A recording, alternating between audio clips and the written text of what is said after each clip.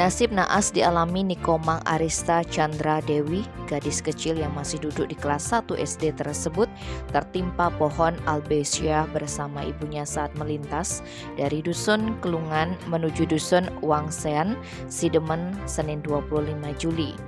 Kapolsek Sidemen AKP Iwayan Gede Mudana Selasa 26 Juli menjelaskan saat kejadian di tempat tersebut sedang ada penebangan pohon yang dilakukan oleh Suharsono dan 6 rekannya. Bersamaan dengan itu, Arsita bersama ibunya datang dari timur menuju ke barat. Para pekerja telah berusaha untuk menarik tali yang mengikat pohon tersebut.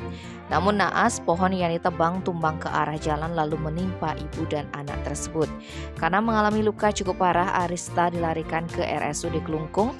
Namun sayang, saat mendapat penanganan dari tim medis, nyawa Arista tidak tertolong.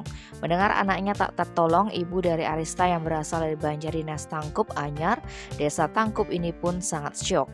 Sementara Suharsono dan 6 rekannya langsung digiring ke Mapolsek Sidemen untuk dimintai keterangan.